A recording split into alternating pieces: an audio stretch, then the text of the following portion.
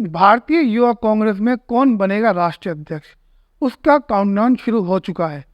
क्योंकि मामला यह है, ऑक्सीजन मैन और सोशल मीडिया में हमेशा अपने काम की वजह से सुर्खियों में रहने वाले श्रीनिवास बीवी को जुलाई 2019 में अखिल भारतीय कांग्रेस की राष्ट्रीय अध्यक्ष उस समय सोनिया गांधी जी ने युवा कांग्रेस के राष्ट्रीय अध्यक्ष पद पर नियुक्त किया था। जुलाई 2019 में लोकसभा चुनाव के बाद केशव चंद्र यादव के इस पद से इस्तीफा देने के बाद बीवी श्रीनिवास को राष्ट्रीय अध्यक्ष बनाया गया था अंतरिम, लेकिन बाद में उन्हें इसकी फुल फ्लेज जिम्मेदारी 2020 में दे दी गई थी।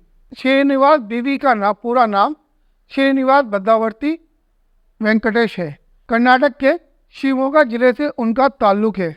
कोविड 2019 में भी बीवी श्रीनिवास लोगों की ऑनलाइन प्रतिक्रिया पर पूरी मदद करने के मामले में सुर्खियों में आए थे। भारतीय युवा कांग्रेस यह अखिल भारतीय कांग्रेस की एक युवा शाखा है।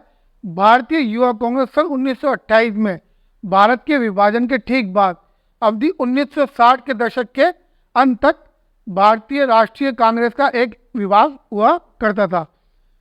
प्रधानमंत्री रहते हुए इंदिरा गांधी ने सामाजिक कार्य और दक्षिणपंथी दलों के खिलाफ मोर्चा खोलने के उद्देश्य से कांग्रेस पार्टी के एक फ्रंटल संगठन के रूप में युवा कांग्रेस का एक नया आयाम दिया था।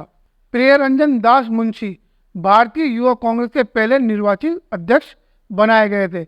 बाद में भारतीय सरकार के मंत्रिमंडल में सूचना और प्रसारण और संसदीय मामलों के मंत्री बनाए गए थे। भारतीय युवा कांग्रेस के कई राष्ट्रीय अध्यक्ष जिन्होंने देश और प्रदेश में अपना नाम कमाया और पूर्व सरकारों में कैबिनेट मंत्री जैसे पदों पर रहे थे। अब बात यूँ है कि भारतीय राष्ट्रीय युवा कांग्रेस का राष्ट्रीय अध्यक्ष बदलना है, क्योंकि उसका समय भी पूरा हो गया है।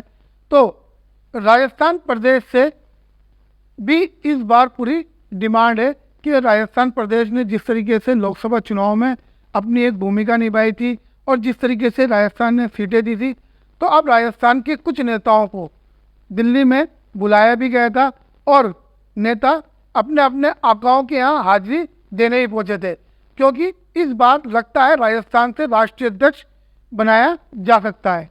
तो उन्हीं में एक नाम पहले आता है पूर्व मंत्री अशोक चांदना का।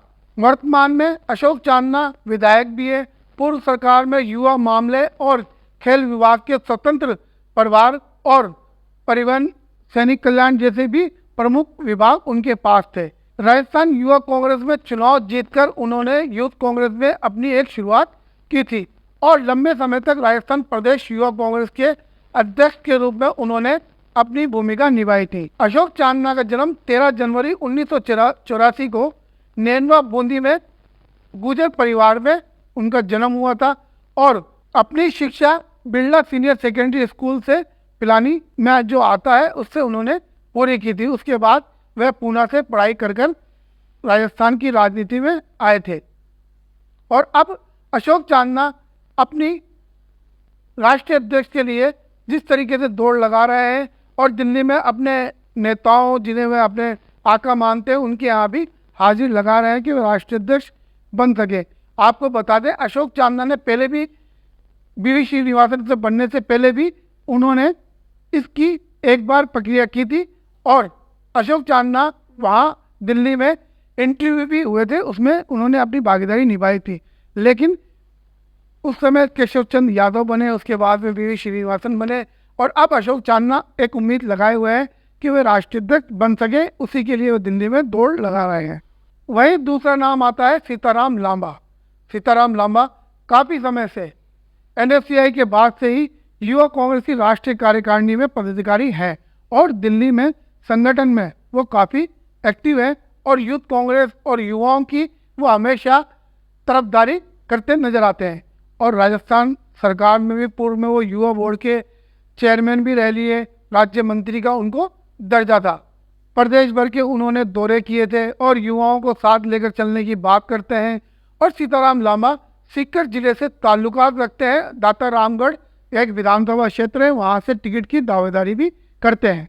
मुकेश बाकर भी नाम चर्चा में है क्योंकि मुकेश बाखर दूसरी बार विधायक हैं, प्रदेश युवा कांग्रेस के पूर्व अध्यक्ष भी रह चुके हैं, एनओसीआई के भी वो पूर्व अध्यक्ष रह चुके हैं राजस्थान के, और राष्ट्रीय कार्यकारिणी में भी वो पदाधिकारी रह चुके हैं। 2018 में मुकेश बाखर को टिकट दिया गया था और उसके बाद से वो दूसरी बार इसी विधानसभा से विधायक हैं।